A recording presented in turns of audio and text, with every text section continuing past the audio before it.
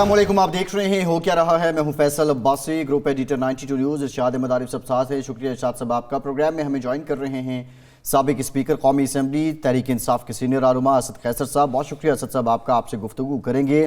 बिलाखिर आज वो दिन आया जिस पे सबकी नज़रें थीं और वज़ीर-ए-आज़म पाकिस्तान की जानिब से ये मंजूरी दी गई, ये नामज़द किया गया chairman joint chief of staff के लिए लेफ्टिनेंट जनरल साहिर शमशाद मिर्ज़ा को, और आर्मी चीफ के लिए लेफ्टिनेंट जनरल आसिम मुनीर साहब को। और शाम के वक्त सदर पाकिस्तान आरिफ अलवी साहब ने इसकी मंजूरी दी, बाज़ाब्ता तौर पर नोटिफिकेशन जारी कर दिया और अब ये दोनों शख्सियात अपने अपने ओहदे संभालेंगे। पाकिस्तान में ये जो आर्मी चीफ का तकर्रुर था, इसको लेकर एक अवामी मुबाहिसे की सूरत रही और गुज़श्ता रात इस सारे मामले में उस वक्त एक बहुत अचंभे की बात हुई जब इमरान खान ने ये कहा कि वो और सदर आरिफ अलवी आइनी और क़ानूनी तरीके के साथ इस पर खेलेंगे। बहुत से ख़दशात का भी इजहार किया जा रहा था, लेकिन ये मामला बखैर आफियत तय हो गया और अब आने वाले दिनों में ये दोनों शख्सियात अपने ओहदा संभालेंगी। लेकिन इसके साथ साथ जुड़े बहुत से और मामलात भी हैं, बहुत से सियासी पहलू भी हैं। पाकिस्तान की सियासत में क्या चल रहा है, क्या आज का ये इक़दाम पाकिस्तान की सियासत में जो हिजान है उसके ख़ात्मे की तरफ लेकर जाएगा, क्या पॉलिटिकल जमातें कोई रूल्स ऑफ गेम बनाने में रज़ामंद हो जाएंगी। ये बहुत से सवालात हैं जिनको हम डिस्कस करेंगे। इरशाद साहब, पहले तो हम दोनों शख्सियात को, साहिर शमशाद साहब को भी और आसिम मुनीर साहब को भी मुबारकबाद पेश करते हैं। अगर हम शख्सी पहलू देखें इरशाद साहब, तो हर एक अपनी फील्ड में, अपनी शख्सियत में एक ख़ास इम्तियाज़ रखते हैं, ख़ास अहलियत और सलाहियत रखते हैं। आज ये जो सारा अमल हुआ, आप क्या समझते हैं इरशाद साहब, हमारी सियासत में बहुत दिनों के बाद एक नेक शगुन माना जाए इसको? इसमें कोई शक नहीं है। जो शकूक व शुबात ज़ाहिर किए जा रहे थे, ऐसा लगता था कि ये एक बहुत बड़ा एक अपसेट कर दिया है हुकूमत ने और इमरान खान साहब के लिए बड़ी मुश्किलात पैदा कर दी हैं। इमरान खान साहब जो हैं इस पर खेलेंगे और मालूम नहीं क्या होगा। आरिफ अलवी साहब समरी लेके बैठ जाएंगे, पहले 15 दिन फिर 10 दिन, उसमें से कुछ भी नहीं हुआ और होना भी नहीं चाहिए था। जो कुछ हुआ वो आसान तरीके से हुआ, रूल्स ऑफ गेम के मुताबिक हुआ, आइन और कानून के मुताबिक हुआ और इस हसास ओहदे को किसी ने भी मुतनाज़ नहीं बनाया। जो डिबेट हुई वो हुकूमत की वजह से हुई और क्यों उन्होंने ये मौका फ़राहम किया। अगर ये 10 दिन 15 दिन पहले ये सब कुछ हो जाता, ऐलान हो जाता, तो मेरा ख़्याल है ये डिबेट भी नहीं होनी थी। बहरहाल हुकूमत की अपनी मसलियातें होती हैं और अपने ही मामलात होते हैं। अभी ज़िक्र कर रहे थे कि जी हाफिज़ कुरान हैं, पहले हाफिज़ कुरान आर्मी चीफ़ हैं और पहले sword of honour army chief हैं। शमशीर एज़ाज़ जो है इन्होंने हासिल की है और दूसरे सैयद हैं। वैसे मैं और पहले अफसर हैं जो DGISI भी रहे हैं और DGMI भी रहे हैं, DGISI भी रहे हैं और ये दूसरे सैयद हैं। पहले सैयद परवेज़ मुशर्रफ थे और दूसरे सैयद आसिम मुनीर साहब हैं, इसलिए मैं इसका जिक्र ज़रूर कर दूँ तो अच्छा है। तो यानी पाकिस्तान में सादात को भी इरशाद साहब आप भी माशाल्लाह सैयद हैं, मैं इस पे कुछ मतलब यही कहूँगा मैं तो इसीलिए कह रहा हूँ ना कि कुछ ना कुछ होनी चाहिए। तो बहरहाल जो भी हुआ आसान तरीके से हुआ। जो हुकूमत की तरफ से अंदेशे और ख़दशात ज़ाहिर किए जा रहे थे कि जी इमरान खान साहब इसमें रुकावट डालेंगे और सदर अलवी या ऐवान सदर को इस्तेमाल किया जाएगा, वो भी नहीं हुए। और जो इमरान खान साहब की तरफ से और तहरीक इंसाफ की तरफ से अंदेशे और ख़दशात ज़ाहिर किए जा रहे थे कि जी नवाज़ शरीफ साहब कोई मेरिट की खिलाफ वर्जी करेंगे, कि सीनियरिटी को इग्नोर करेंगे, हुक्मरान इत्तेहाद कोई मनपसंद, वो भी नहीं हुआ। ये खुश आइंद बात है दोनों पहलुओं से। अच्छा, इसमें जो अहम हुकूमत ऑपोजिशन की, अब ये हमारे पास कोई ऐसी इत्तला नहीं है, लेकिन लगता है कि दूने पर्दा कुछ ना कुछ राब्ते हुए, दूने पर्दा कोई ना कोई अंडरस्टैंडिंग हुई है। अच्छा, इसका एक जो पहलू है, सबसे खूबसूरत पहलू है कि ये दोनों लोग जो हैं पिछले 6-7 महीने में इस मुल्क में जो एक रजीम चेंज का मसला आया और बाद में जो तनाज़ात खड़े हुए, इन दोनों का नाम नहीं आया किसी मामले में भी। तो ये भी एक खुशाइंद बात है कि अब जो मामलात चलेंगे, जिस तरह के फ़ौजी क़यादत कह रही है कि वो गैर सियासी है और सियासी मामलात में मुदाखलत नहीं करेगी, تو اب لگتا ہے کہ واقعی یہ عملی شکل بھی اختیار کرے گی. دعوے ماضی میں بھی ہوتے رہے ہیں لیکن وہ پھر ملوث بھی ہوتے رہے ہیں. تو لگتا یہ ہے کہ یہ جو سید عاصم منیر ہیں یہ ڈی جی ایم آئی بھی رہے, D G I S I بھی رہے. جب یہ D G I S I تھے اس وقت بھی ان کے ساتھ کوئی ایسی بات منسوب نہیں تھی جو باقی D G I S I کے ساتھ ہوتی ہے. تو اس کا مطلب ہے کہ ایک نیا آغاز ہوا ہے اور یہ خوش آئند آغاز ہے, اور انشاءاللہ تعالی ملک و قوم کے لیے بہتر ہوگا. یہ دعا بھی کرنی چاہیے, خواہش بھی کرنی چاہیے. اسد قیصر صاحب, اب یہ ہو گیا اور خوش آئند بات ہے کہ جناب عمران خان صاحب نے بھی حکومت کے فیصلے سے اتفاق کر لیا, اور صدر مملکت کو جو انہوں نے مشورہ دیا وہ یہی تھا کہ آئین اور قانون کے مطابق جو مسئلہ ہے وہ کر لیں. تو آپ ایک تو بتائیں کہ کوئی حکومت اور تحریک انصاف کے درمیان اس معاملے پر انڈرسٹینڈنگ موجود تھی, ایک بات. دوسرا یہ ہے کہ اس کے بعد حکومت اور اپوزیشن کے درمیان دروازے ایک دوسرے کے لیے کھلیں گے اور معاملات بہتری کی طرف جائیں گے, یا یہ ٹینشن برقرار رہے گی؟ بسم اللہ الرحمن الرحیم. سب سے پہلے تو میں آپ کے تصور سے جو ہے نا دونوں جنرل شمشاد اور جنرل عاصم منیر کو مبارکباد پیش کرتا ہوں. آپ کو پتہ ہے کہ یہ جو میڈیا میں تو بہت زیادہ اس کے اوپر مذاکرہ ہو رہا تھا, ڈسکشن ہو رہی تھی, اور کوئی مختلف جو تبصرے ہو رہے تھے. ہم نے جو ہماری سینئر لیڈرشپ ہے اس میں ہم ڈیسائیڈ کیا تھا کہ ہم معاملے سے نکل رہے ہیں. ہم اس میں کوئی ہمارا نہیں ہے, کوئی اپنا نہیں ہے, کوئی پرانا نہیں ہے, کوئی جو ہے نا پسندیدہ نہیں ہے, کوئی ناپسندیدہ نہیں ہے. جو بھی میرٹ کے مطابق, پروسیجر کے مطابق اور رولز کے مطابق فٹ ہوتا ہے وہی آرمی چیف بنے. مجھے خوشی ہے کہ آج جو ہے نا ایک پروسیس مکمل ہو گیا, اور مجھے یہ بھی امید ہے کہ جو نئے آرمی چیف ہے وہ اپنا رول ایپولیٹیکل رکھیں گے, اور اس کا جو کنسٹیٹیوشن میں جو اس کی جورسڈکشن ہے, جو لمیٹیشنز ہیں, اس کے اندر رہتے ہوئے اپنا کردار ادا کریں گے.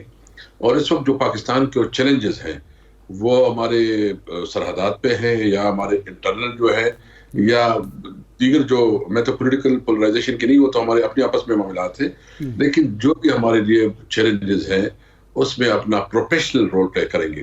اور اب وقت آ گیا ہے کہ ادارے اپنے اپنے دائرہ اختیار کے اندر جو ہے کام کرے. تو ہم امید رکھتے ہیں کہ نئی شروعات ہو اور آگے بڑھ کے پاکستان کے لیے. اسد صاحب, اب آپ اس معاملے سے آپ نے کہا پیچھے ہٹیں, عمران خان صاحب نے بھی کہا تھا, لیکن کل وہ کہہ رہے تھے کہ ہم آئین اور قانون کے مطابق کھیلیں گے. ہمارا سوال یہ ہے کہ کیا آپ کے پاس وفاق میں حکومت نہیں ہے اس لیے آپ اثر انداز ہونا بھی چاہتے تو آپ نہیں ہو سکتے تھے اس لیے نہیں ہوئے, یا حکومت نے آپ کو کسی نقطے پہ آ کے قائل کر لیا تھا کہ آپ اس معاملے میں بھرپور تعاون کریں؟ نہیں, اس میں کوئی ہمارے ساتھ مطلب بات بھی ہم نے اس کو کیٹیگریکلی کہا تھا کہ ہمارا اس پہ نہیں ہے, ہم کوئی ہمارا پسندیدہ نہیں ہے, ہمارا اس کے اوپر کوئی جو ہے نا فیورٹ نہیں ہے. اور اصل مسئلہ یہ ہے کہ ہمارا تو حکومت سے صرف ایک ہی مطالبہ ہے, وہ فور الیکشن. اور جو ہم کمپین کر رہے ہیں کہ ایک ملک میں جو ہے نا ضروری اس بات کی ہے کہ فری اینڈ فیئر الیکشن ہو اور فور الیکشن ہو, کیونکہ اس وقت جو ملک کے حالات ہے, ملک کی اکانومی ہے, ایک کمزور حکومت ہے, چو کا مربع ہے, ان سے کچھ حل نہیں ہوتا. اور ابھی ایک نئی مینڈیٹ کی ضرورت ہے, اور نئی مینڈیٹ اس کی ضرورت ہے کہ عوام جو ہے نا خود اپنی لیڈرشپ کا انتخاب کرے. ہم تو کہتے ہیں عوام کے پاس چلے جائے. تو اس لیے ہمارا یہی موقف ہے. باقی جو آرمی کے حوالے سے ہمارے جو کچھ انڈیویژولس تھے اس کے اوپر ہمارے کنسرن تھے, ہمارے کنسرن ہے, اور اس کے اوپر ہمارا جو نقطہ نظر ہے وہ جو ہے نا بالکل ہم نے بیان کیا ہے. لیکن یہ بات بالکل کلیئر ہے کہ ہم یہ خواہش ہے کہ یہ ادارہ جو ہے نا ایک اپنے انڈیپینڈنٹ طور پر کام کرے, یہ ادارہ مضبوط ہو, اور یہ پاکستان کی بہتری میں ہے کہ ایک مضبوط فوج جو ہے نا اس پاکستان کے لیے ضروری ہے.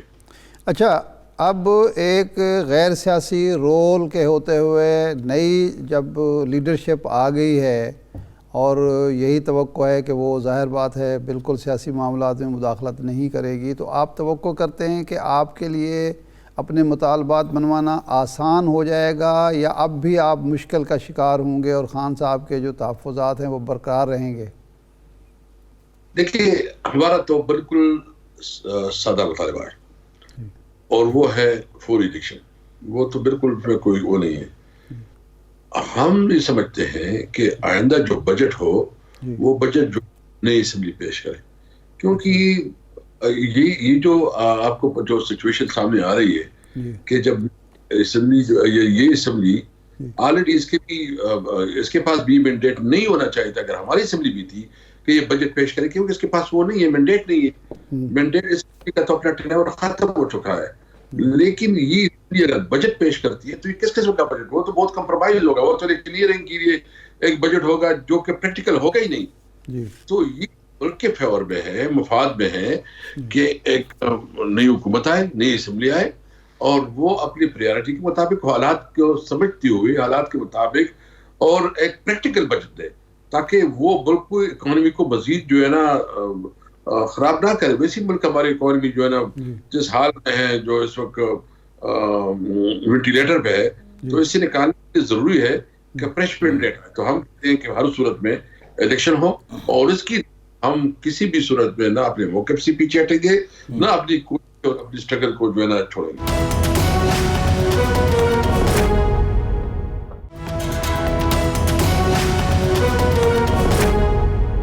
اسد قیصر صاحب, اگر موجودہ حکومت بجٹ پیش کرتی ہے, چونکہ وہ مشکلات کا شکار ہے, تو آپ کو اندیشہ ہے کہ وہ سیاسی بجٹ ہوگا اور عوام کو وہ ریلیف دے دے گی غیر ضروری طور پر. تو اگر عوام کو ریلیف ملتا ہے اور اگلا الیکشن جیتنے کے نقطے سے, تو عوام کو تو فائدہ ہوگا, تو آپ کیوں رکاوٹ بننا چاہتے ہیں؟ پیش کرنے دیں ان کو. پریکٹیکل بجٹ جو مثال جو حکومت آئے وہ ایسا جو امپلیمنٹیبل ہو, جو قابل, کیونکہ اس طرح تو آپ ایسے ہوائی بجٹ دے دے جس کا نہ زمین سے اور نہ آسمان سے کوئی تعلق ہو, ہوائی چیزیں ہوں, پریکٹیکل نہ ہوں, بڑے بڑے دعوے ہوں. ہم چاہتے ہیں کہ ایسا بجٹ ہو کہ ملک اکانومی اس کو افورڈ کر سکے. ہاں ہم تو ڈیفینیٹلی بجٹ دیں گے تو عوام کی ریلیف دیں گے. عوام کو جو ہے نا ہم جو اس وقت اس کو تکلیف ہے, جو اس وقت اس مشکلات میں ہے, اسے نکالنے کے لیے اپنا فارمولہ دیں گے, اس فارمولے کے مطابق اپنا بجٹ دیں گے. لیکن ان کو بھی اور ہمیں بھی ضرورت اس بات کی ہے کہ نئی اسمبلی آ کے بجٹ پیش کرے. اسد قیصر صاحب, جب آپ حکومت میں تھے اور وہ اپوزیشن کہتی تھی کہ مذاکرات کرتے ہیں, ہر ایشو پر کرتے ہیں, تو خان صاحب کہتے ہیں کہ میں ان کے ساتھ کیوں بیٹھوں, یہ تو مجھ سے NRO مانگتے ہیں. وہ کہتے ہیں الیکشن اصلاحات پہ مذاکرات کر لیں, نیب اصلاحات پہ مذاکرات کر لیں, باقی ایشوز پہ. ارلی الیکشن کی بات اس وقت بھی ہوتی تھی, اس وقت آپ انکار کرتے تھے, اب وہ انکار کر رہے ہیں. تو یہ راستہ تو اس طرح ہی کھول سکتا ہے کہ آپ لوگ اعلان کریں کہ جی ہم کوئی شرط لگائے بغیر مذاکرات چاہتے ہیں, پھر حکومت بھی شاید مذاکرات پر آمد ہو. وہ کہتے ہیں جی یہ پری کنڈیشن مذاکرات نہیں ہو سکتے, کہ آپ کہتے ہیں پہلے تاریخ دیں الیکشن کی, پھر اس کے بعد مذاکرات ہوں گے. نہیں, میں بتاؤں نا, ہم نے یہ نہیں کہا. ہم کہتے ہیں الیکشن ایجنڈے میں ڈالو, جی الیکشن ہوگا, تاریخ سب کچھ. دیکھیے مطلب مذاکرات کس چیز کی ہوگی نا, جی یا تو وہ مذاکرات کہیں گے کہ ہم جو ہے نا مذاکرات کریں, تو مذاکرات کے لیے تو کوئی ایجنڈا ہو نا, وہ ایجنڈا سیٹ ہمارے ساتھ کریں. سب سے پہلی بات یہ کہ ہم کسی بھی صورت میں ملک کو ڈیسٹیبلائز نہیں کرنا چاہتے. اس ملک کے لیے ہم کرنا چاہتے ہیں. ہم سارے وہ لوگ ہیں جو کہ اپنی ہماری زندگی اس ملک میں گزرنی ہے, ہمارا جینا مرنا اس ملک میں, ہمارے بچوں کے لیے ہمیں کچھ کرنا ہے. صرف پالیٹکس برائے پالیٹکس نہیں کرنا ہے, ہم نے اپنے ملک کا سوچنا ہے, اور ہمارا ملک کے لیے جو مفاد میں ہوگا. میں آپ کو یقین سے کہتا ہوں, میں مڈل کلاس کا آدمی ہوں. میں عمران خان کے ساتھ اگر ہوں تو ایک سوچ اور ایک ویژن اور ایک منشور کے مطابق اس کے ساتھ ہوں. مجھے کبھی بھی پتہ چلے کہ یہ نہیں ہو رہا تو میں ایک دن ادھر نہیں رہوں گا. تو ہم تو اس کے ساتھ جو مڈل کلاس کے لوگ ہیں, جو عام لوگ ہیں, جو عمران خان کے ساتھ ہیں, تو ایک سوچ کی وجہ سے ہم صرف اور صرف جو ہمارا اس پہ کوئی ایگو نہیں ہے. ہم کہتے ہیں کہ آئے جو مسائل ہیں اس کو. آپ کو پتہ ہے میں جب اسپیکر تھا, ہم نے ایک اسپیشل کمیٹی بنائی الیکشن کی رول جو الیکشن کے حوالے ریفارمز کی, کہ ہم کیسے, انہوں نے بائیکاٹ کیا. جب بھی ہم نے کوئی سیریس ایفرٹس کی, انہوں نے نہیں. تو شہباز شریف تقریباً کہتے تھے کہ چارٹر اکانومی, میں نے خود اس وقت کو کہا کہ آئے چارٹر اکانومی کرتے ہیں, تو پھر ادھر مریم بی بی نے اسٹیٹمنٹ دے دیا کہ نہیں. اسد صاحب, کل موجودہ آرمی چیف جو آج تک ہیں جناب قمر جاوید باجوہ صاحب نے یہ کہا کہ 18 کے الیکشن میں RTS کو بنیاد بنا کر ایک پارٹی نے جیتنے والی پارٹی کو کہا کہ یہ سلیکٹڈ ہے, 2022 میں عدم اعتماد کامیاب ہوئی تو دوسری پارٹی نے پہلی والی کو اقتدار سنبھالنے والی کو کہا کہ یہ امپورٹڈ ہیں. اب میں امید کرتا ہوں کہ اگلے الیکشن جب ہوں گے تو وہ ایک الیکٹڈ گورنمنٹ آئے گی. اب کیا جب یہ تبدیلی آ گئی ہے فوجی قیادت میں تو اب آپ یہ امپورٹڈ گورنمنٹ کے اور رجیم چینج کا جو بیانیہ تھا جس کی وجہ سے ملک میں ایک ہیجان برپا ہوا, بہت زیادہ ایک اضطراب کی کیفیت پیدا, اس سے آپ پیچھے ہٹیں گے اور ملک کو ایک نارمل کرنے کی کوشش کریں گے آپ کے لیڈر اور آپ خود؟ دیکھیے, ایک تو بالکل ہم سمجھتے ہیں کہ یہ امپورٹڈ حکومت ہے. ابھی بتایا نا ابھی کیا ہوا, ابھی تو ہم نے جو الیکشن کیے ہیں یہ الیکشن عمران خان نے اسمبلی میں بھی نہیں جانا تھا. یہ ساری پی ڈی ایم کر کے بھی ہمارا مقابلہ نہیں کر سکتی. یہ پولیٹیکل پارٹیز ختم ہو چکی ہے. یہ جو ہے نا رسٹڈ پولیٹیکل پارٹیز ہیں. یہ ابھی یہ آپ یقین رکھیں آئندہ الیکشن میں اس کو کوئی سیٹ بھی نہیں ملے گا, اور جتنا وقت گزرے گا یہ تاریخ کا حصہ بن جائے گا. پیپل پارٹی, مسلم لیگ, یہ اسٹیٹس کو پارٹیاں ہیں. اس کے پاس نہ پروگرام ہے, نہ ایجنڈا ہے, نہ اس کے پاس ویژن ہے. سب سے پہلی بات یہ ان کے پاس ویژن بھی نیا جو نوجوان ہے, یوتھ ہے, وہ اس سے بالکل بیزار ہو چکے ہیں. نئی پولیٹیکل پارٹیز جو ہے نا آئندہ کی جائے گی, اور وہ پولیٹیکل پارٹیز آئے گی جو کہ ڈیو کرے گی قانون کے اوپر, جو میرٹ کے اوپر, جو کہ انصاف کے نظام کے اوپر. جو اسد صاحب اب یہ آپ ٹھیک کہہ رہے ہیں, چلیں ایک لمحے کو مان بھی لیں آپ ٹھیک کہہ رہے ہیں, لیکن سوال یہ بھی ہے کہ 3 سال 8 ماہ آپ نے حکومت کی, آپ نے یہی امیدیں دلا کے 2018 کے الیکشن میں کامیابی حاصل کی تھی. اب کارکردگی پہ جائیں تو وہ بھی بڑی, اس پہ بہت سے سوال اٹھتے ہیں. لیکن ایک سوال اگین جو ہم پوچھنا چاہ رہے ہیں, یہ سب باتیں اپنی جگہ ہیں, کیا آپ کا بیانیہ اب بھی اینٹی اسٹیبلشمنٹ رہے گا؟ آپ کی قیادت اسی طرح القابات سے نوازتی رہے گی, آپ کی قیادت اسی طرح الزامات لگاتی رہے گی, یا اب شفٹ آئے گا, بیانیہ میں شفٹ آئے گا؟ دیکھو, بیانیہ حالات کے مطابق بنتے ہیں. جیسے حالات ہوں گے, جیسے ریویو ہوں گے, اس کے مطابق جو ہے نا ہمارا بیانیہ آئے گا. ہم تو نہیں ہے, ہم تو کوئی اینٹی اسٹیبلشمنٹ نہیں ہے, ہم تو پرو پاکستان, اور ہمارے جو پی ٹی آئی ہے یہ تو سب سے زیادہ جو ہے نا آرمی کی سپورٹر ہے.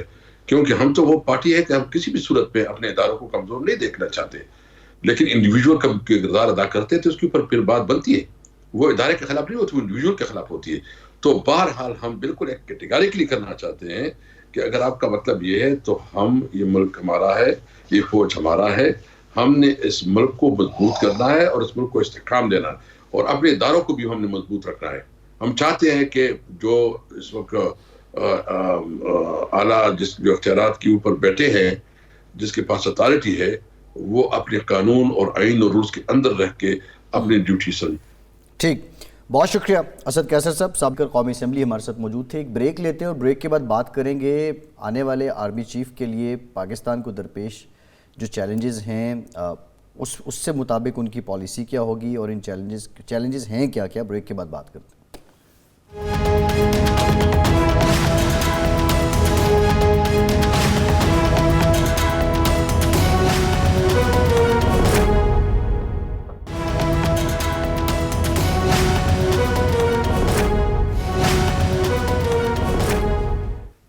بریک کے بعد ایک بار پھر سے آپ کا خیر مقدم کرتے ہیں. ہمیں جوائن کیا ہے مسلم لیگ نون کے سینئر رہنما senator retired general retired Abdul Qayyum صاحب نے. بہت شکریہ. ویسے جنرل صاحب sorry, senator once a senator is always a senator but general retired. سر آج خوشائند بات ہے, بڑے اچھے طریقے سے یہ سارا عمل ہوا, اور عاصم منیر صاحب اب نئے آرمی چیف ہیں. چیلنجز آپ کیا سمجھتے ہیں جو پاکستان کو اس وقت درپیش ہیں, اور پاکستان کے لیے مختلف محاذ بھی ہیں؟ ایسے میں جب وہ کمان سنبھال رہے ہیں پاک آرمی کی, تو چیلنجز کیا ہوں گے ان کے لیے؟ دیکھیں, 2 اسپیکٹ ہے نا. ایک تو انٹرنل سیکیورٹی اور انٹرنل یہ جو ٹرمائل اور یہ جو ہے یہ افیکٹ کرتا ہے ایوری تھنگ, اکانومی کو, فارن پالیسی کو, ڈیفینس کو. تو میرے خیال میں پہلی بات تو جو سوچنے والی ہوگی وہ یہ ہوگا کہ کسی طریقے سے یہ ملک کے اندر ٹرائیکاٹمی آف پاور کا جو کانسیپٹ ہے اس پہ سب چلیں اپنے اپنے دائرے میں, آئین کی حدود میں رہ کے. اور یہ جو ہمارا ایک دوسرے کے دست و گریبان ہے لوگ, یہ آئیڈیلی تو ان کو خود بیٹھ کے پارلیمنٹ میں فیصلہ کرنا چاہیے پولیٹیکل فورسز کو. لیکن اگر یہ آئی ٹو آئی نہیں ہوں گے تو ملک کی سلامتی بھی خطرے میں پڑ سکتی ہے. تو پہلی تو میرے خیال میں ایک انڈیور یہ ہونی چاہیے کہ اپنے طور کے اوپر یہ انٹرنل ٹینشن کس طریقے سے، بیکاز اس کا فائدہ اٹھاتا ہے دشمن، اور اسی طرح پھر جب فالٹ لائن کو ایکسپلائٹ کرتے ہیں۔ نمبر 2 جو میجر ان کا کام ہے وہ ہے کمبیٹ وردینس آف فورسز۔ انہوں نے فوج کے رینک اینڈ فائل کو دیکھنا ہے، انہوں نے یہ دیکھنا ہے کہ یہ جو 5th جنریشن وار ہے، ہائیبرڈ وار ہے، ان کی کتنی سیریس تھریٹ ہے اس کو انڈرسٹینڈ اور کمپریہینڈ کرنا ہے۔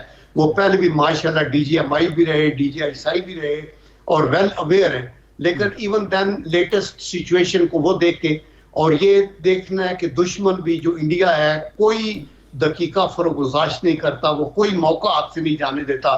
تو یہ ایکسٹینڈل تھریٹ، پھر یہ ٹیررزم کی تھریٹ، آئے دن ہماری بہت سی کیجولٹیز ہوئی ہیں، بڑے valuable lives, highly trained soldiers, سپاہی سے لے کے آفیسرز تک وہ لقمہ اجل بنے ہیں، شہادتیں قبول کی ہیں، چونکہ اس اندر پینیٹریشن ویسٹرن بارڈر سے ہوتی رہی ہے۔ تو وہ ایک اینگل ہے جس کو ان کو دیکھنا ہے کہ یہ دوبارہ ایسے نہ آئیں جیسے سوات میں کچھ ایکشن ہوئے تھے۔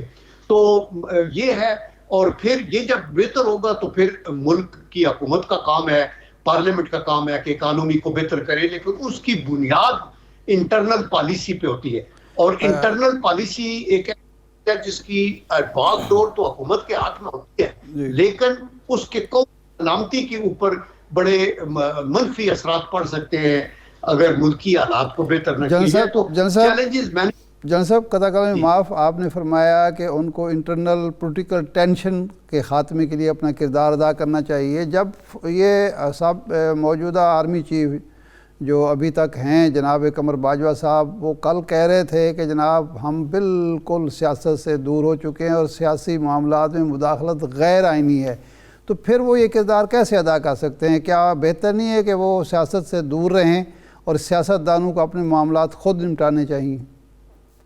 دیکھیں، یہ آپ کا بڑا عارف بھائی بڑا اچھا کوشچن ہے، لیکن میں یہ سمجھتا ہوں کہ باجوہ صاحب نے جو بات کی نا، اس میں انفارچونیٹلی جب نواز شریف صاحب کی حکومت گئی تو اس وقت بھی اسٹیبلشمنٹ پہ اور لیڈرشپ کے اوپر اور ان کو باعث کہا گیا اور الائنڈ کہا گیا، اور جب عمران خان کی حکومت گئی تو انہوں نے بھی ان کے اوپر الزامات لگائے، اور جس کا اعتراف پھر بعد میں باجوہ صاحب نے بھی کیا کہ یہ اس طرح کی انوالومنٹ ہو رہی ہے۔ اب یہ نیا سیٹ اپ ہے، یہ ایبسولوٹلی ان بائسڈ اور نیوٹرل ہے، اور یہ اپروچیبل ہوں گے، اور نہ دیکھیں آپ مثلا general Waheed Kakar chief of army staff تھے، وہ پولیٹیکل فگر تو نہیں تھے، اور اپنے طور پہ جب انہوں نے دیکھا کہ ڈیڈ لاک ہو رہا ہے تو کسی طریقے سے اگر گڈ آفیسز یوز ہو کے ان کے گیپس کو برج کر کے اور دونوں آپ کو ٹرسٹ کرتے ہوں، تو پھر اس میں یہ ملک کے مفاد میں ہوتا ہے کہ آپ اگر اپنا کوئی رول ادا کر سکے۔ میں نے شروع میں کہا تھا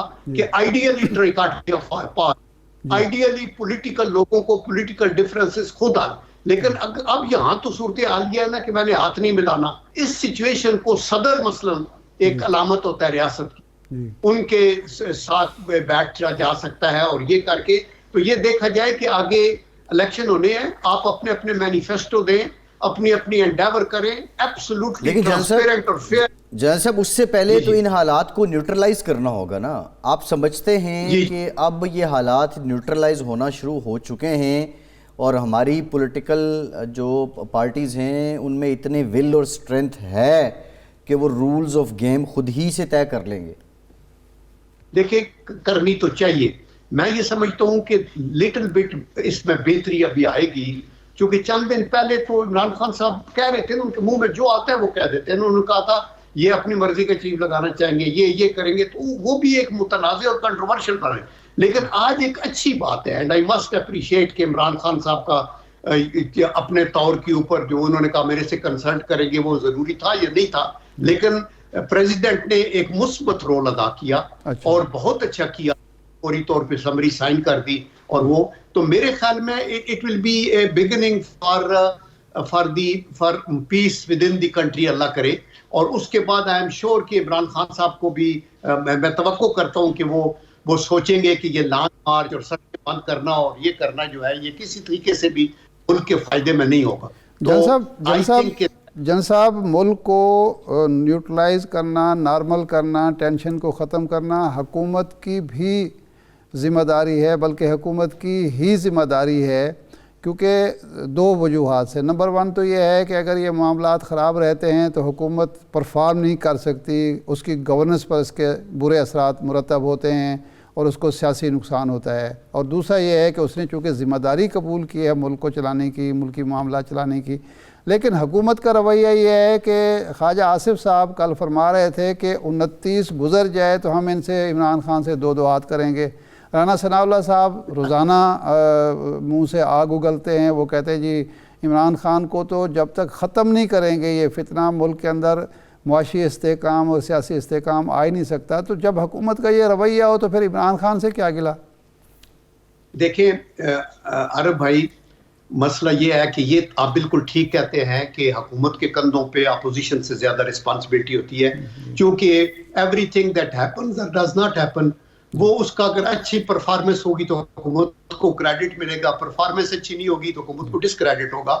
تو حکومت ہی کو 2 قدم آگے. اور یہ بات تو پرائم منسٹر نے، شہباز شریف نے پہلے بھی جب لیڈر آف دی اپوزیشن تھے اور جب حکومت میں بھی آئے تو کہا کہ ہم آپ 1 قدم آئے، ہم 2 قدم آگے آئیں گے. تو وہ ایفرٹ تو ہے، اور آئی کین اشور یو کہ آج بھی وہ ویلکم کریں گے کہ آپ بیٹھ کے بات چیت کریں. لیکن آپ بندوق کی نوک پہ آپ یہ اگر کہیں اور بلیک میلنگ کریں کہ نہیں جی اگر آپ وہ نہیں کریں گے الیکشن کے اناؤنسمنٹ تو ہم پھر آ رہے ہیں، اور انکانسٹیٹیوشنل وے میرے ہاتھ میں پھر نہیں ہوگا، پھر یہ ہو جائے گا، پھر وہ ہو جائے گا، تو پھر اس کو تو حکومت لائنگ ڈاؤن. تو وہ جب کہتے ہیں 2 ہاتھ کریں گے تو مطلب یہ ان کا کہ انکانسٹیٹیوشنل مووز اور ڈیمانڈز جو ہیں ان کو کبھی بھی حکومت بلیک میل نہیں ہوگی، کیونکہ یہ بھی پالیٹیشنز ہیں اور آئندہ انہوں نے بھی جا کے اپنے الیکشنز وغیرہ جو ہیں وہ لڑنے ہیں اور انہوں نے بھی لوگوں کو فیس سیونگ کرنی ہے. تو وہ یہ ٹائم ہے، اس میں جو سوٹیبل ٹائم ہوگا وہ ہوگا. الیکشن کی ڈیٹ پہ کوئی کمپرومائز نہیں ہوگا، اور چونکہ یہ انکانسٹیٹیوشنل ڈیمانڈ ہے اور ابھی آگے انہوں نے جانا ہے. جن صاحب یہ انکانسٹیٹیوشنل کیسے ہوگی جب پچھلے 3.5 سال یہی مطالبہ مسلم لیگ کر رہی تھی، پیپلز پارٹی کر رہی تھی، مولانا فضل الرحمان کر رہے تھے، بلاول صاحب مارچ کر رہے تھے، فضل الرحمان صاحب مارچ کر رہے تھے. اس وقت تو یہ کانسٹیٹیوشنل تھا، اس وقت بھی یہی مطالبہ تھا کہ الیکشن جلد از جلد کرائے جائیں. اور اس کا دوسرا پہلو یہ ہے کہ وزیر اعظم صاحب نے یا باقی لوگوں نے دعوت تو دی مذاکرات کی، کوئی پہل بھی کی، کوئی رابطہ بھی کیا، یا صرف زبانی کر دیا.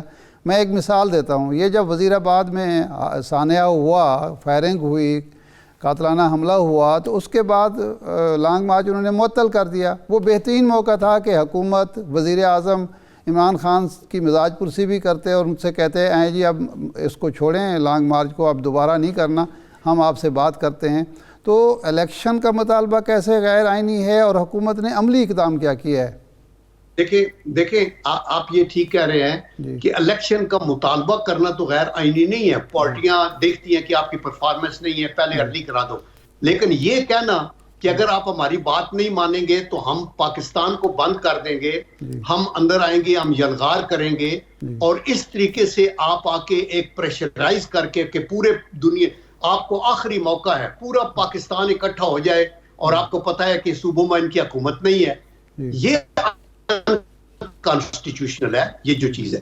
نمبر 2، آپ یہ کہتے ہیں کہ جب ان کو کے اوپر انفارچونیٹ وہ حملہ ہوا اور عمران خان صاحب بدقسمتی سے زخمی ہوئے، اللہ تعالیٰ ان کو صحت دے اور زندگی دے، تو اس صورت میں پرائم منسٹر وہاں کیوں نہیں گئے؟ یہ کہ میں آپ کو اشور کرتا ہوں کہ prime minister would have been bending backward کہ میں جاؤں اور ان کی بیمار پرسی کروں. وہ ویلکم کرنے کو تیار نہیں. آپ کو یاد ہوگا کہ جب یہ کنٹینر سے گرے تھے تو نواز شریف صاحب ان کے کنسنٹ لے کے ان سے اجازت، حالانکہ وہ بھی صبح شام میں برا بھلا ہی کہتے تھے نواز شریف کو اور ان کی پارٹی کو، وہ ان کے پاس گئے تھے بیمار پرسی کے لیے. اور آج بھی یہ جانے کے لیے تیار ہیں، بیمار پرسی بھی کرتے ہیں سارے، ادھر ہمارا ڈیلیگیشن بھی جاتا. لیکن جب وہ کہتے ہیں کہ یہ تو ان سے بات کرنی، یہ سارے جنرل صاحب یہ آپ کا پوائنٹ آف ویو آ گیا. ایک اور سوال ہے، کل جو army chief general Qamar Javed Bajwa نے بات کی، انہوں نے کہا کہ میں حقائق کچھ درست کرنا چاہتا ہوں، سانحہ مشرقی پاکستان فوجی نہیں سیاسی غلطی تھی، سیاسی ناکامی تھی. آپ اس پہ کیا سمجھتے ہیں؟ دیکھیں میں یہی سمجھتا ہوں کہ میں چونکہ بیسیکلی ایک سولجر بھی ہوں اور سیکورٹی کے ایشوز کو سمجھتا ہوں.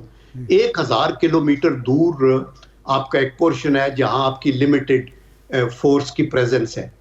وہاں جو ملک کے اندر ایک ماحول کو پیدا کرنا ہے وہ تو پولیٹیکل ایکٹیویٹی سے ہو سکتا ہے نا. اور ابھی میں یہ کہنا چاہتا ہوں کہ جب آپ الیکشن کرائے اور آپ نے کہا وہ سب سے فیئر الیکشن تھے, اس کے بعد جب یہ آیا کہ میجارٹی ان کی ہے, تو پھر بیٹھ کے آپ بات کرنا چاہیے نا. آپ یہ تو نہیں کہہ سکتے کہ جو جائے گا ٹانگیں توڑ دیں گے مثلا, یا کوئی اس طرح کی, یا ان کو حکومت نہیں دینی. تو یہ سارے پولیٹیکل بلنڈرز ہوئے تھے نا, اور دیٹ از دی ریزن کہ آپ کو پھر, اینڈ سیکنڈلی جب انڈیا کے پاس اتنی جرت تھی کہ وہ اس کے اندر آ کے سارے بین الاقوامی قوانین کو اور اصولوں کو اور ان کو بالائے طاق رکھ کے تو انہوں نے انٹرنیشنل سرحدیں عبور کی, تو دنیا میں تو کوئی ملک ہمارے ساتھ نہیں آیا. اور وہ تو ایک ڈپلومیسی کا فیلئر تھا, سیاست کا ایک. جنرل صاحب اس وقت ڈپلومیسی بھی ایک فوجی ڈکٹیٹر کے پاس تھی, ریاست کی طاقت بھی ایک اور پولیٹیکل جو افیئرز تھے وہ اس کے ہاتھ میں تھے. انہوں نے اسمبلی کا اجلاس بلایا اور بھٹو صاحب کے مشورے پر, یہ کہنے پر اجلاس ملتوی کر دیا, اور میجارٹی پارٹی کا لیڈر جس کو وہ پرائم منسٹر ڈکلیئر کر چکے تھے وہ کہتا رہا کہ اجلاس دوبارہ بلا لیں, انہوں نے نہیں بلایا. تو ذمہ داری تو پھر اس فوجی ڈکٹیٹر کی بنتی ہے, وہ بھٹو صاحب کہاں سے آگے؟ دیکھیں میں آپ کو بتاؤں, میں یہ سمجھتا ہوں کہ جب افواج پاکستان کا کوئی جنرل جی ایچ کیو کے گیٹ پھلانگ کے تو سیاست میں آ جاتا ہے اور ملک چلانا شروع کر دیتا ہے اور عدالتیں اس کو ریگولرائز کر دیتی ہیں, تو پھر یہ سیاسی گیم ہوتی ہے نا. یہ پھر سولجرز کا تو کوئی اس کے اندر وہ نہیں ہوتی. سولجر تو اتنے دور اپنی جانیں قربان کر رہے تھے, لڑ رہے تھے, وہ قید ہوئے, سرنگیں بنا کے کچھ ادھر سے اسکیپ کر کے واپس آئے. But I can assure you کہ آپ کی فوج پہ, ہماری فوج پہ ہم سب کو فخر ہے, یہ بیسٹ فائٹر ہے. لیکن وہاں کے جو حالات تھے, آپ کو پتہ ہے بنگلہ دیش کے نقشے کو آپ دیکھیں, نیچے بے آف بنگال ہے, باقی تینوں طرف دائیں, ایسٹ ویسٹ نارتھ انڈیا ہے, اور پھر مکتی بانی کو انائے کیا ہوا اندر, پھر یہ بہت سے اندر کی ٹینشن تھی. تو یہ گورننس کی, یہ پولیٹیکل تھے. اور جنرل صاحب ایک سوال یہ ہے کہ جو فرمایا کل کنور باجوہ صاحب نے کہ فوج نے اب فیصلہ کر لیا ہے کہ وہ غیر سیاسی رہے گی, بلکہ انہوں نے یہ بھی کہا کہ سیاسی معاملات میں مداخلت کرنا غیر آئینی ہے. تو آپ سمجھتے ہیں یہ فیصلہ پائیدار ہے اور یہ اس پر اس کی روح کے مطابق عمل ہوتا رہے گا انشاءاللہ؟ دیکھیں یہ فیصلہ تو بہت اچھی بات ہے, یہی ہونا چاہیے. پاکستان بنا تو قائد اعظم محمد علی جناح جب سٹاف کالج گئے تو وہاں جب کچھ کوشچنز آفیسرز نے کیے ان کو, تو انہوں نے کہا کہ ان میں تو وہ بو آ رہی ہے سیاست کی اور یہ آپ کا پیشہ نہیں ہے, آئین بھی ہمیں یہی کہتا ہے. تو بات تو انہوں نے بڑی کھری اور صاف کی ہے, لیکن اس پہ عمل ہوگا یا نہیں ہوگا, آئی تھنک کہ ہونا چاہیے. میں تو یہی کہہ سکتا ہوں, آئی ہوپ کہ ہمارے اندر اتنی میچورٹی اور اتنا عقل آئے گا. اور دوسرا یہ ہے کہ یہ صرف فوج کی بھی نہیں, ہم لوگوں سیاستدانوں کی بھی ہماری رسپانسبلٹی ہے کہ ہم اپنی گیم کو اپنی ٹھیک طریقے سے کھیلیں. عدلیہ کا ایک رول ہو مؤثر, پارلیمنٹ کا رول ہو, اور آپ کی یہ جو آئے دن کیسز, مختلف قسم کے سکینڈلز, کرپشنز, بہت قسم کی چیزوں کے گورننس کے فیلیئرز, ان چیزوں کو کنٹرول کر کے آگے چلنا چاہیے. اور کسی طریقے سے بھی, میں تو خود تھرڈ جنریشن سولجر ہوں, میرے والد صاحب دوسری جنگ عظیم میں تھے اور گرینڈ فادر کے بھائی جو تھے وہ کیپٹن غلام علی, وہ فرسٹ ورلڈ وار میں آرڈر برٹش امپائر بھی تھا. میں تو یہی سمجھتا ہوں کہ ہمارا کوئی رول سیاست میں اس طرح کا بالکل ہونا ہی نہیں چاہیے, جب تک انلیس میرے جیسے لوگ ریٹائرمنٹ کے بعد 2 سال گزرنے کے بعد آپ ایک پارٹی کو جوائن کریں اور پھر آگے چلیں, اور پھر بھی آپ سیاست کو کرنے کے بعد بھی ایک جو سولجر کی ٹریننگ ہے وہ نیشنلسٹ ہی رہتا ہے, وہ نیشنلزم کی ہے. پاکستانیت اس کے اندر کوٹ کے بھری ہوتی ہے, اور اس کے بعد وہ دیکھتا ہے کہ ملک کی سیاست بھی ایک پاکیزہ پروفیشن ہے, اور اس کے اندر یہ نہیں ہوتا کہ وہ کہتے ہیں نا کہ it is not what you join, what you bring along with you in terms of honesty, dedication, hard work, professionalism.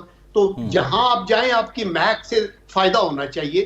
تو میرے خیال ہے افواج پاکستان کے ہمارے ریٹائرڈ لوگوں کو ضرور الیکشن بھی لڑنا چاہیے اور آنا بھی چاہیے سیاست کے اندر, اور اس کے اندر اپنا ایک مثبت رول ادا کریں. ٹھیک, بہت شکریہ جنرل ریٹائرڈ عبدالقیوم صاحب آپ کا. ایک بریک کے بعد حاضر ہوتے ہیں, ہمارے ساتھ رہیے.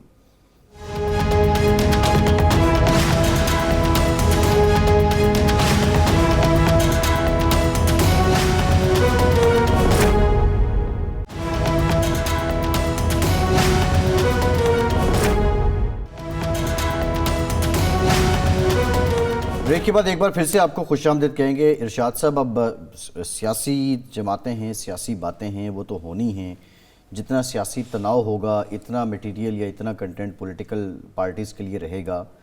انٹرنل چیلنجز ہمارے یہاں ایک پولیٹیکل انسرٹینٹی ہے, ہماری کمزور معیشت ہے, ہمارے اور بھی بہت سے معاملات ہیں. لیکن الحمدللہ اگر ہم امن عامہ کو دیکھیں تو ہم 10 سال سے پچھلے 10 سال کی نسبت 2012 کو دیکھیں تو آج ہم بہت بہتر حالات میں جی رہے ہیں. ایکسٹرنل چیلنجز دیکھیں, انٹرنل چیلنجز بھی دیکھیں. ہمارے ہاں پرابلم کیا ہے کہ ہم ایک جو شعبہ ہوتا ہے یا ایک پہلو ٹھیک کرتے ہیں اور 2 پہلو خراب کر بیٹھتے ہیں. اگر ہم نے امن و امان کی صورتحال ٹھیک کی تھی تو ہماری معیشت بہتر ہونی چاہیے تھی, کیونکہ پہلے سرمایہ کاری نہ ہونے کی وجہ یہ بیان کی جاتی تھی اور جائز وجہ تھی کہ جی ہمارے ہاں لا اینڈ آرڈر سچویشن بہت خراب ہے, سرمایہ کار کیوں آئے. حالانکہ جب بہت زیادہ خراب تھی مشرف کے دور میں, اس وقت سرمایہ کاری آ رہی تھی. زرداری کے دور میں, نواز شریف صاحب کے دور میں آ رہی تھی. آج پچھلے 7-8 ماہ میں بالکل زیرو پہ ہم چلے گئے. تو اس کا مطلب یہ ہے کہ ایک شعبہ ہم ٹھیک کرتے ہیں اور دوسرا شعبہ ہمارا خراب ہو جاتا ہے, دوسرا ٹھیک کرنے لگتے ہیں پھر تیسرا خراب ہو جاتا ہے. تو یہ جو تسلسل نہیں ہے ہماری پالیسیز میں, ہم ایک ہمہ جہتی پالیسی نہیں بناتے, ہر پہلو کو کور نہیں کرتے, اس پر قابو پانا ہوگا. ہماری رولنگ ایلیٹ کو, میں کسی ایک پارٹی کی بات نہیں کر رہا, میں حکومت نہیں, میں رولنگ ایلیٹ کی بات کر رہا ہوں. اس میں سب اداروں کو اور سب جو فورسز ہیں ان کو شامل کیا جا رہا ہے. ایک بات. دوسرا یہ ہے کہ جب فوج یہ فیصلہ کر چکی ہے کہ جی ہم پولیٹیکل ہیں, تو سیاستدانوں کو بھی اب یہ سوچ لینا چاہیے کہ اب ہمیں کسی سے مدد نہیں لینی, کسی بیساکھی کا سہارا نہیں لینا, ہمیں اپنے معاملات خود طے کرنے ہیں. آئین ہمارے پاس موجود ہے. ہم جب رولز آف گیم کی بات کرتے ہیں تو وہ آئین سب سے ہے. پہلے حاضر جناب پالیسی ختم کریں. حاضر جناب پالیسی ختم کریں. اور نہیں, حاضر جناب سے پہلے یہ ہوتا ہے کہ خود ایک میٹنگ میں سوال ہوا جنرل قمر جاوید باجوہ صاحب سے ایک بریفنگ میں کہ جی وہ اس وقت وہ بلوچستان کا معاملہ چل رہا تھا, حکومت جو ختم ہوئی تھی, تو انہوں نے کہا کہ دیکھیں نا جی وہ یہ ہو گیا, وہ کرا دیا. اس نے کہا یار بات یہ ہے, آپ مجھے ثابت کریں کہ کسی ایم پی ایم این اے کے پاس میرا بندہ گیا ہو, لیکن میں یہ ثابت کر سکتا ہوں کہ جی آپ کے جو سیاستدان بڑے بڑے لوگ ہیں, منسٹر ہیں, وہ پہنچتے ہیں ایک اہلکار کے پاس, باوردی اہلکار کے, سر ہمیں مشورہ دیں, ہم کدھر جائیں.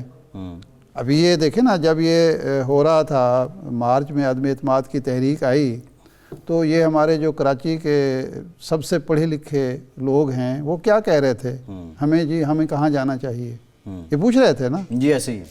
اچھا, وہ باپ پارٹی والے کیا کر رہے تھے. تو اور پھر ہماری پارٹی کے اندر, یعنی خود حکمران پارٹی جو تھی اس وقت تحریک انصاف, اس کے اپنے ممبر جو تھے وہ کس طرف دیکھ رہے تھے. تو ایک تو یہ رویہ ان کو ختم کرنا چاہیے. ہر چیز کا جو ملبہ ہے دوسرے پر ڈال دینا, یہ بھی کوئی مثبت رویہ نہیں ہے. دوسرا یہ جو سب سے بڑی چیز ہے وہ یہ ہے کہ آپ سول اداروں کو مضبوط کریں, پولیس کو مضبوط کریں, بیوروکریسی کو مضبوط کریں, سول ڈیفنس کو مضبوط کریں, آپ عدلیہ کو مضبوط کریں, ماتحت عدلیہ کے اندر جو ہے وہ لائیں, اصلاحات لائیں. یہ کام آپ کرتے نہیں ہیں. پھر پارٹیز جو ہیں وہ جمہوری پارٹیز بنیں. اب تو خاندانی پارٹی ہیں, ایک خاندان کے مفادات کا تحفظ ہو رہا ہے. جب پارٹی نہیں ہوگی, پارٹی کی تنظیمی نہیں ہوگی, خان صاحب کو جو وہ تو خوش قسمت ہیں کہ ان کو لوگ مل گئے, ادروائز پارٹی کی تنظیم کہاں تھی. 3.5 سال تو وہ بالکل لگتا تھا پی ٹی آئی کہیں موجود ہی نہیں ہے. اپنی پارٹیز کو مضبوط کریں, پارٹی کے اندر مشاورت کی تنظیم کا یہ عالم ہے کہ 4-5 گروپ صرف لاہور میں موجود ہیں, ہر جگہ یہی صورتحال ہے. تو سول اداروں کو آپ مضبوط کریں, پارٹیز کے اندر جمہوریت لائیں, مشاورت لائیں, فیصلے جو ہیں وہ مشاورت کے ساتھ ہوں, تنظیمیں بنائیں, اور اس کے بعد ہی پھر آپ سول بالادستی کی بات کر سکتے ہیں. اور سب سے بڑی چیز ہے آپ کی پرفارمنس, گڈ گورننس. وہ تو باتوں سے کچھ نہیں ہوگا. اگر آپ پارٹی کے اندر جمہوریت لے آئیں, آپ تنظیم لے آئیں, آپ پارٹی کے اندر ڈیزرونگ لوگوں کو اوپر لائیں, تو پرفارمنس کا تو تیا پانچا عوام نے بہت آسانی سے کر لینا ہے. مسئلہ تو یہ ہے کہ پرفارمنس کا تو یہاں ذکر ہی نہیں ہوتا نا. ارشاد صاحب, پروگرام کا ٹائم ختم ہو گیا, بہت شکریہ آپ کا, ہم سے اتنے ہی اجازت دیجیے.